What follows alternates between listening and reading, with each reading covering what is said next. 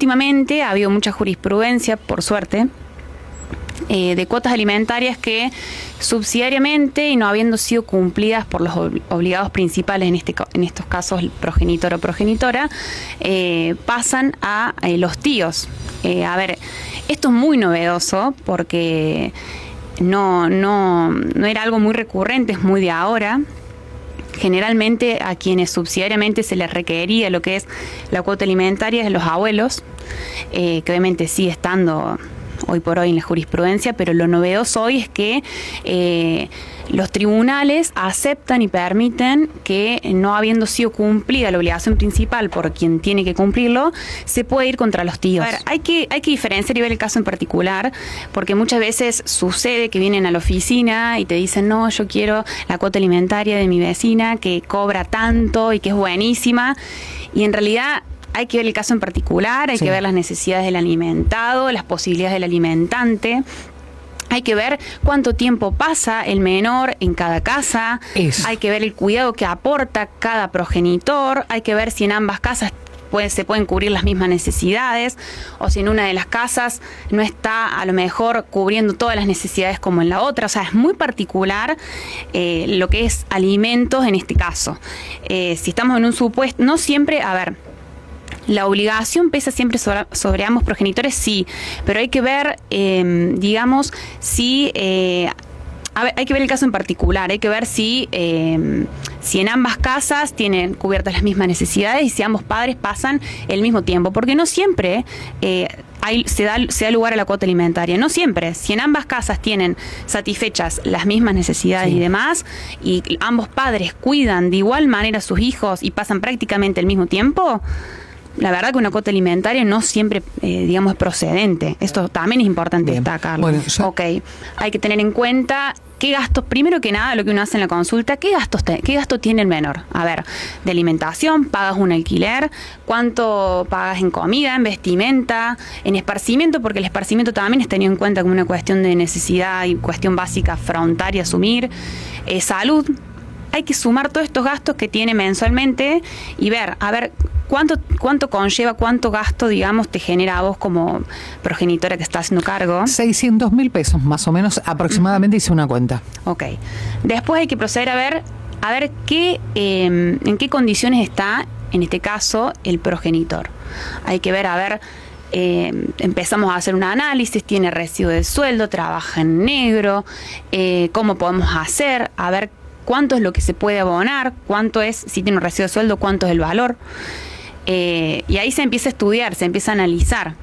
Muchas veces lo que uno hace, en primer lugar, es llamar al otro papá, digamos, al que se le pretende pedir la cuota alimentaria, y charlar y ver, a ver en qué condiciones está, qué posibilidades tiene, si tiene la voluntad. Sí, ver si tiene la voluntad. Siempre, obviamente, se intenta llegar de la manera más conciliadora dentro de lo posible.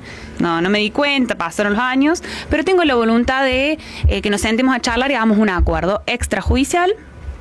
Listo, vemos cuáles son los gastos del menor, cuáles son tus posibilidades. También hay que tener en cuenta que hay un rubro que es muy importante, que son los gastos extraordinarios, que esencialmente dentro de estos gastos está lo que es salud, gastos de farmacia, médico, medicamento. Suelen entrar otros rubros, pero esos los pactamos porque no son naturalmente, digamos, extraordinarios, como puede ser cuota de colegio, que en realidad no es un gasto extraordinario, pero se suelen poner como gastos extraordinarios como para poder aumentar un poco la cuota. O sea, hay diferentes estrategias y hay que ver en el caso concreto cuáles son las posibilidades del progenitor. Si tiene la voluntad, buenísimo. Probablemente lleguemos a un acuerdo extrajudicial, él con su abogada o no, y vemos qué es lo que podés cumplir.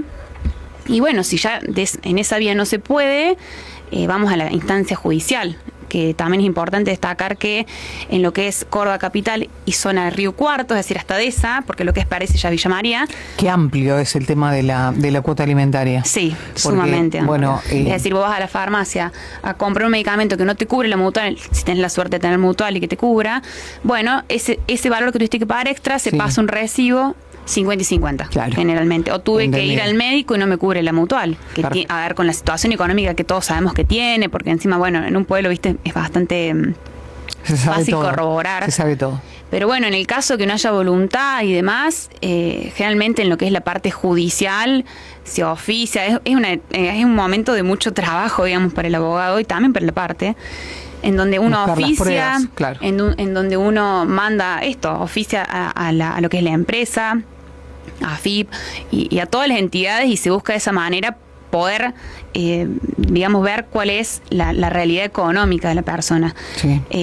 Pero bueno, es muy complejo porque esto en Argentina la gran mayoría de los trabajadores están en negro y bueno, hay que apelar a las herramientas y a lo que tenemos para tratar de un poco desenmascarar, por así decir, y decir, claro, bueno, sí, tiene este recibo de sueldo, pero tiene estos bienes, tiene una casa en las tierras, es decir, se busca la manera de mostrar que la situación tiene económica auto, es tiene buena. Un vehículo, tiene una moto. Sí, se busca la manera. Tenemos casos en donde, bueno, como decimos, el obligado principal son los padres, los progenitores, sí, madre, padre. Sí, sí.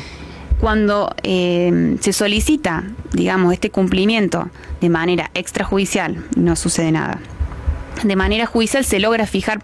Ahora es importante decir que para poder requerir judicialmente algo tenemos que tener la base de un acuerdo para poder requerir, porque si no, no tenemos, digamos, como la parte legal para reclamar judicialmente. Claro. Entonces es importante constituir lo que es el acuerdo para que eso genere deuda, para poder requerirlo, para poder después hacer todo este caminito hasta llegar a lo que son los abuelos. Sí.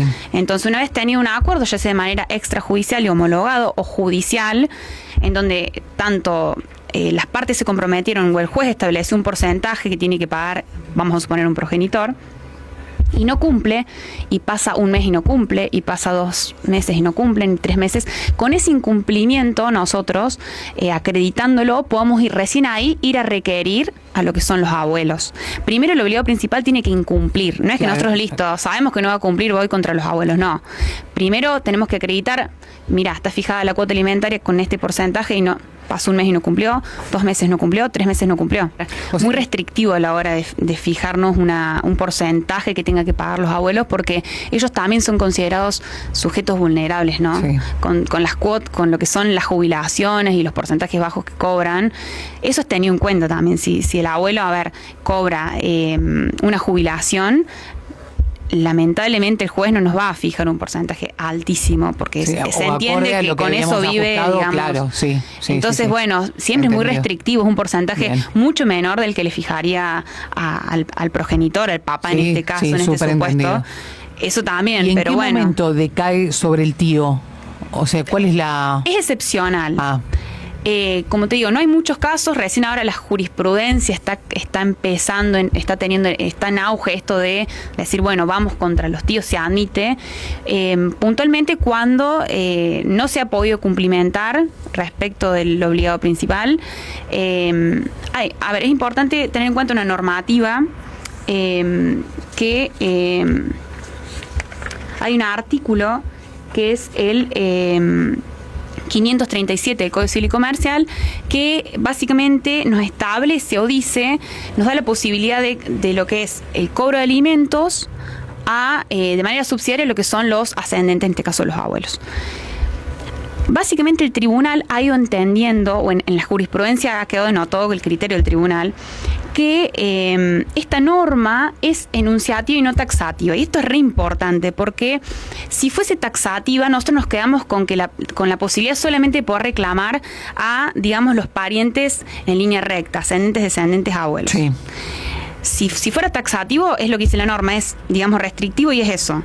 Al decir la norma es enunciativa, o sea, pueden existir otros casos, pueden existir otros parientes. Sí. Eso habilita, y la importancia es que habilita poder ir en este caso contra parientes que son colaterales, no en línea recta. Sí. Que en principio no son obligados a lo que son, a esta obligación alimentaria, pero abre juego, digamos, a poder reclamar, y a través de esta manera nos dice, bueno, se puede ir contra los tíos.